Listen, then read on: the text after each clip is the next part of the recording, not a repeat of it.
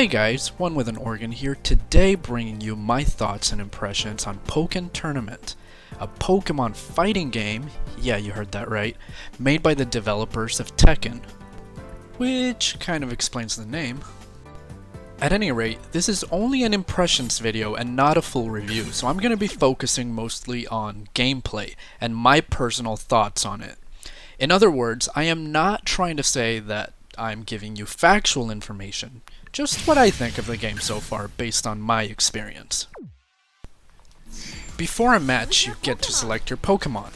In my case, Gengar has been my absolute favorite Pokemon of all time for as long as I remember having a favorite. So that's my main, that's not going to change, and that's who you're going to see me play for pretty much the vast majority of the time. At any rate, here we have online player matches in which I paired up against a Lucario initially. So you also, as you may have noticed, select a pair of support Pokemon, which actually act a lot like support characters in the Naruto games for anybody who has played those games. If you haven't, it'll be pretty self-explanatory. And as you saw there, at the beginning of a match you select one out of your pair. Battles will always begin in one of the two battle phases, the field phase, which is where you can move around in 3 dimensions, very reminiscent of Dragon Ball Z or Naruto games, where you can just kind of free roam as you battle. Once you meet certain criteria, you move on into the duel phase, which is the one you're looking at now, in which the game plays a lot more like a standard 2D fighting game. Not everyone is fond of the system, but in my opinion it's actually pretty great. It forces you to have to think differently as you go from one phase to another. You may have the upper hand on your opponent in the field phase, and then they may start destroying you in the duel phase. It could go either way. You just have to learn to adapt. There are a lot of ways to mix opponents up, and to me it just adds like a whole extra layer to the game. Let's talk about the triangle now.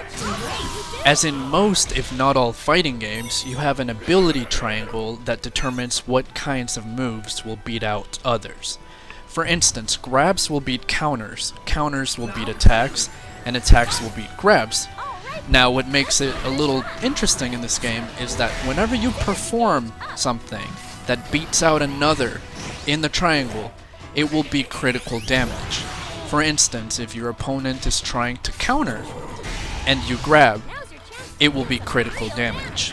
Likewise, if you are trying to grab your opponent and they throw out normal attacks, that combo or just raw attack will do critical damage.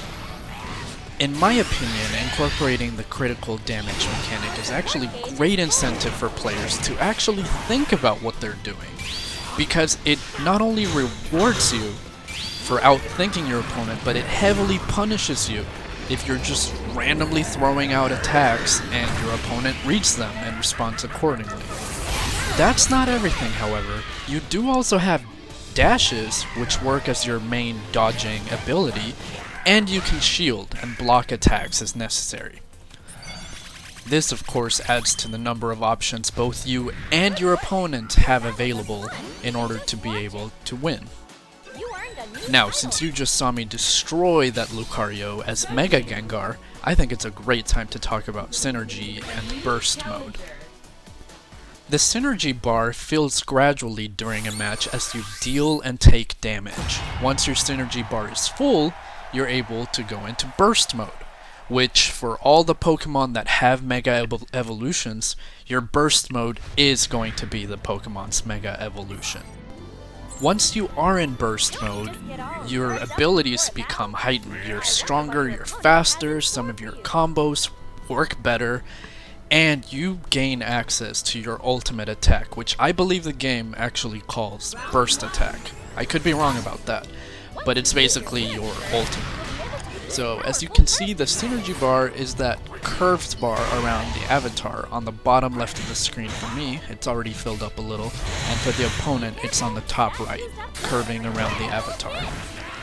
Now, once you're in burst mode, you can only use your burst attack one time. However, unlike they do in a lot of other games, you won't revert to your base form after using your burst attack. you'll just have the remainder of your synergy bar, and once it depletes, you'll go back. So you can use your burst attack early on, or you can save it for near the end, or just try to find an opening. You don't even have to use it. It's really up to you how you use your burst mode. Another important thing to note about burst mode is that it gives you a sort of super armor where weak attacks will not make you flinch. Your opponent will have to do strong attacks or grab you if they want to keep you from doing whatever you want to them. However, the triangle still applies. So you can't get too careless, complacent, or reckless just because you're in your mega form and you think you got the match in the bag. Against this Gardevoir, I was starting to see a lot of grabbing going on. So as you can see here, after the several grab attempts, I attacked with a regular combo which dealt critical damage and gave me the advantage. So that's just one illustration of the triangle in effect. Here the Gardevoir goes into burst mode and then immediately uses a burst attack. Then I activate my Cresselia, which is my support, which heals me just a little bit. And then she activates her Cubone, which just comes out and attacks me.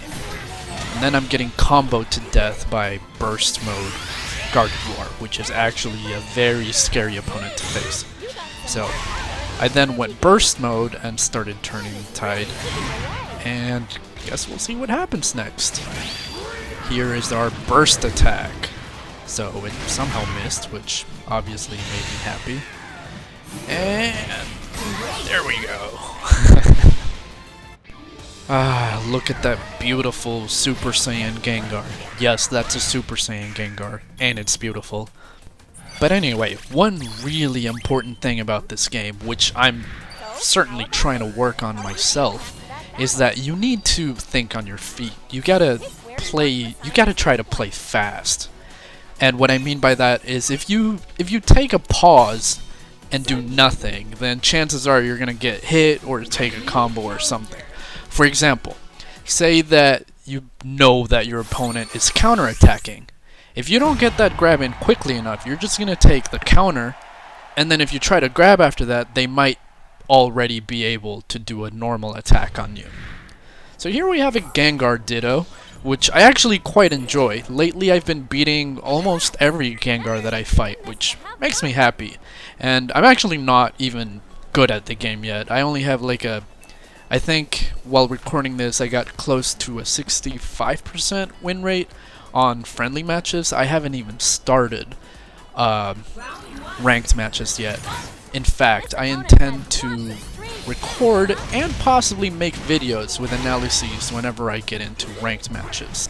So hopefully my viewers will be into that, and you guys will want to see me go up the ranks and hopefully not get stuck too early.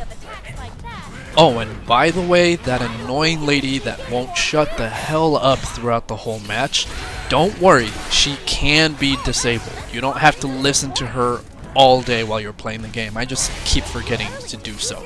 And she actually doesn't bother me that much, but if you're off put by that, don't be. That won't make or break the game because you can tell her to shut up or change her voice to Japanese or do whatever you want.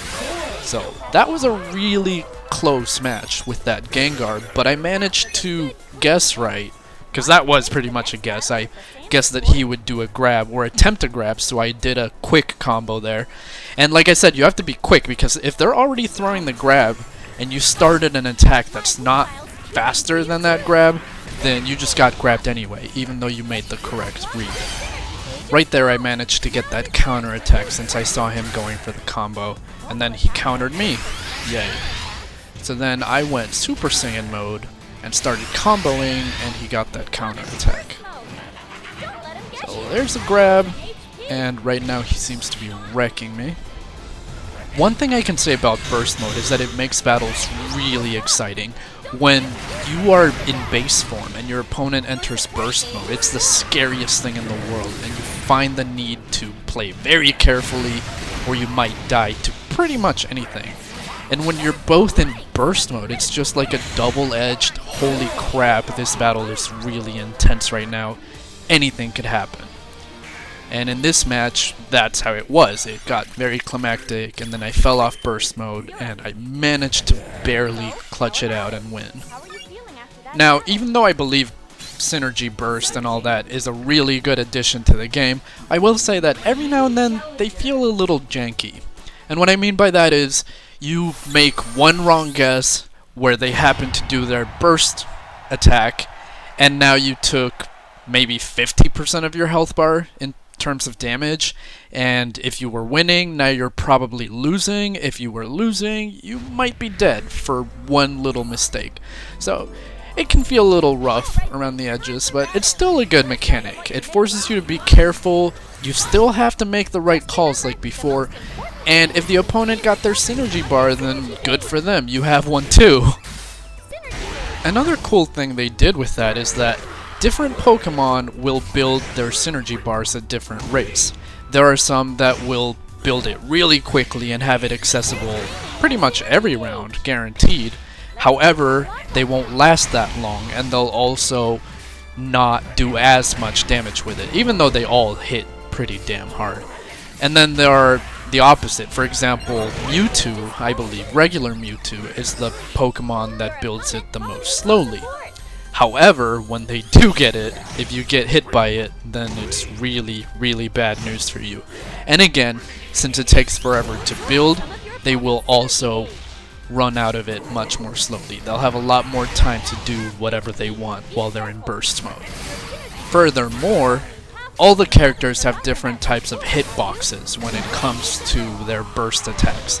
Some, like Gengar and Mewtwo, I believe, do grab attacks, close-range grab attacks, so your opponent can't block them.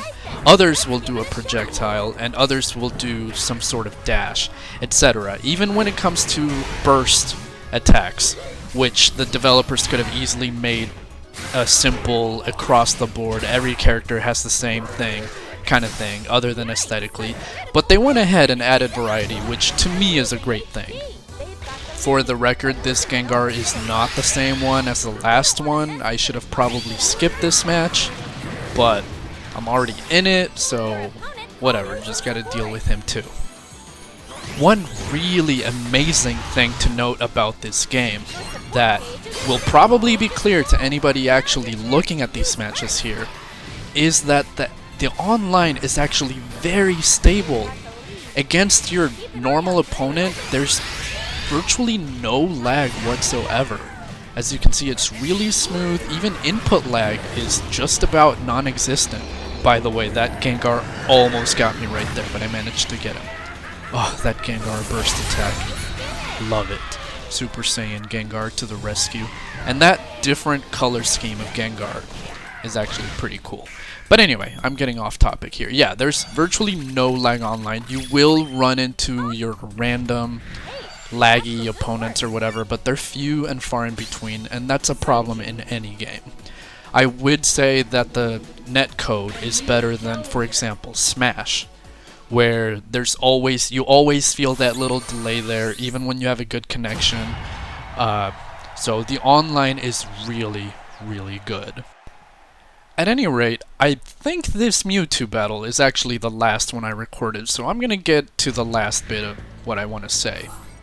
If it hasn't been obvious, I'm freaking loving this game so far. I'm so happy that I happened to be on spring break when it came out, because I probably won't be able to play it that much. Is it a 10 out of 10? Probably not. I don't think it's quite that good. I don't know yet. I know it can be a little frustrating at first, and it can seem like there's a lot to learn about it, but once you get the hang of it, it's actually really simple, but it doesn't mean that you don't have to think, or that you don't have to be constantly trying to outplay your opponent. And in that regard, I think it's definitely viable as a fighting game. Now, I'm not actually in the traditional fighting game scene. Like, I suck at, Street Fighter and Mortal Kombat, so I don't know how many traditional fighting game players, will enjoy this game, but from what I've heard, a lot of Street Fighter players have already gotten into it and are enjoying it. Same thing for some Mortal Kombat players, and I know a lot of Smash players that are playing it and enjoying it. So if you like Pokemon at all, and you think you like any kind of fighting game, whether it's traditional ones or even Smash Bros, definitely give this game a go. It's really fun. It's Pokemon. How can you not love that? Some people don't like the roster size. 16 for a base game, especially a new game in a franchise, is actually really good, in my opinion. How many games start out with more characters than that on the first iteration base game? Let's be real now. For those of you who are really on the fence about the game, and you think you might want to wait for a discount or something, keep in mind Nintendo and especially Pokemon games take forever to go down in price, and they usually stay kind of pricey. So I would rent it or borrow it from somebody, or if there's ever a demo, try it out, because you may be waiting years if you want to wait for a discount and actually buy it. So rent it if you're not sure. Now, to my limited subscribers and viewers, I am sorry that I have not been around to upload videos. I'm definitely going to do a better job about it. School has been really demanding lately, but I'm gonna do what I can to post more. For now, Smash 4 and Pokken Tournament will be my main games. I am looking to start doing ranked matches for Pokken. Hopefully I can get a little bit of feedback from at least a couple of you guys. I'm thinking of, I haven't even touched ranked battle yet. I'm thinking of starting out ranked and just always recording them and doing maybe analyses each time and doing that for my channel. Hopefully get some feedback from you guys. I'm sure there are some of you out there who are way better than me, and it would be great to get that feedback. If not, then you guys can just, you know, go on the journey of ranking up with me, and hopefully I won't get stuck too early. The other thing is that so far I don't have anybody to play this with in person, and I don't know if I'm going to anytime soon. So if any viewers or subscribers or anybody, if you want to play against me just to get some practice, or destroy me if you're better, or just have somebody to practice with without messing up your win rates or anything, shoot me a message, shoot me a comment, and I'll happily add you, and my time might be really limited, but I'll play with you whenever I get the chance. Anyway, thank you for watching, and a big thank you to my subscribers that stuck around during my absence. I really hope you guys will at least try out this game if you haven't, and if you were on the fence, I hope I gave you a lot of good reasons to try it out. Otherwise, if you are already playing this game, then shoot me a comment or a message. Maybe do some matches with me sometime.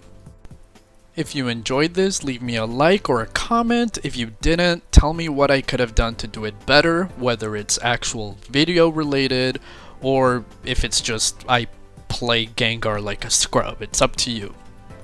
But for now, that is all. OneWithanOrgan out.